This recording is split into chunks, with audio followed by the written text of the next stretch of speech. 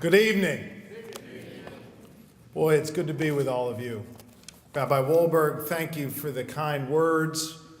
To the entire Temple Sinai community, Howard Bernstein, others, thank you for inviting me. Bishop, I got to just say amen. Amen. Thank you.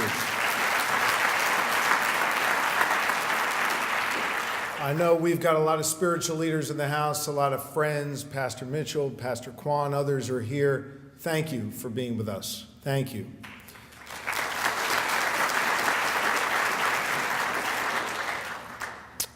You know, looking out tonight, it is clear that we've assembled a diverse group with different views and backgrounds to come here tonight and stand with Israel. And in doing so, we accomplished half of our goal. So why do we gather? Why do we come together? Because it is right. Because it is right. That's what President Johnson told his Soviet counterpart when questioned why America would stand with the 3 million Israelis as opposed to the 80 million Arabs. Because it is right. We know that Israel is the only true democracy in the region and a critical global ally. We understand that our respective militaries have cooperated on technologies like Iron Dome. The greater Philadelphia region is a key economic hub for Israel, processing 25%, think of it, 25% of Israel's nearly $20 billion in exports to the United States each year. Montgomery County boasts companies like Teva Pharmaceuticals and Cobham Defense Electronics in Lansdale, which are key connections to Israeli commerce. That's the primary reason why, as Rabbi Wolberg referenced, I fought hard to keep the Israeli consulate in Philadelphia open and made these points in my letter to Prime Minister Netanyahu. The recently released U.S.-Israel Innovation Index, a report that quantifies the strength of that collaboration between our two countries, found that no other country has a closer governmental bond with the United States than Israel, and few enjoy the type of economic partnership that our two countries share.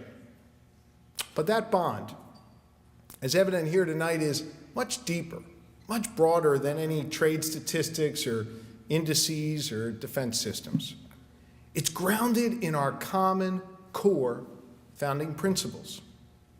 We hold these truths to be self-evident, that all, I'll say people, are created equally, that they're endowed by their Creator with certain inalienable rights, that among them are life, liberty, and the pursuit of happiness, that the state will foster the development of the country for the benefit of all inhabitants. It will be based on freedom, justice, and peace. It will ensure complete equality of social and political rights to all of its inhabitants, irrespective of religion, race, or sex. It will guarantee freedom of religion, conscience, language, education, and culture. The former words, of course, are from our Declaration of Independence. The latter from the Israeli Declaration that established their nation. And the similarities are striking, and our values are in concert. So no matter how strong our governmental or trade or defense ties ever grow, the fundamental bond is our mutual commitment to the guiding principles of our two nations: freedom, equality, and justice for all. Communities like ours in Montgomery County tonight and all across the United States gather and mobilize and organize and stand with Israel because of trade sometimes, and sometimes because of faith, but always because of shared values. You know, that partnership is being tested right now. With the announcement of the 6-month nuclear understanding with Iran, there is quite a bit of concern and anger and optimism here in America and in Israel. While tonight is not about debating the merits of this agreement or pontificating about what may or may not come, it is about making sure that our collective voice is heard to ensure that whatever the result of these negotiations and these inspections in the coming months, Israel's interests will be paramount and global security will be enhanced. To accomplish this, friends, we must do our part. Attendance tonight is important, but much work remains. Each one of us, Jew, Christian, Arab, black, white, Republican, Democrat, we each have an important role to play. No faith or people or party has a singular responsibility to strengthen the bond and to speak out for Israel's interest. It falls to each of us, and none of us in the room can do it alone. Think of this. It's not just, in my opinion, the responsibility of the American Jews to see this through.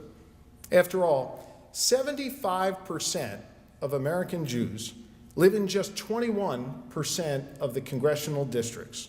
Yet the pro-Israel agenda is clearly supported by more than 90% of our members of Congress. That coalition is broad and diverse.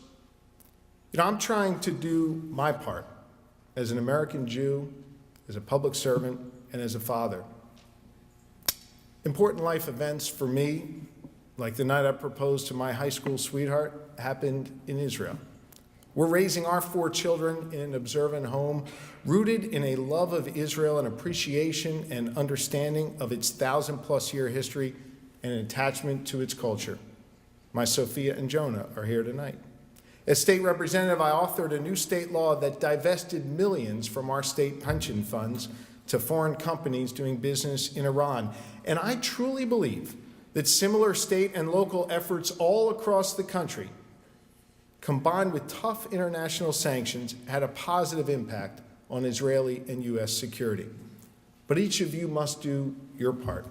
Talk to your friends about what is really going on in Israel and push back on that anti-Israel agenda that is pervasive on college campuses today and in some communities today. While there are clearly competing political agendas that pervade the news that we consume, please listen and speak to others responsibly in our service to the cause. Take a trip to Israel. Invest in one of those Israeli startups that we just saw on this video. Hold your elected officials at every level accountable to our pro-Israel, pro-democracy, pro-civil rights agenda. Ask your congressmen and senators if they will vote for Israel's foreign aid. Make sure your state representatives and state senators support mandating Holocaust education in Pennsylvania's classrooms.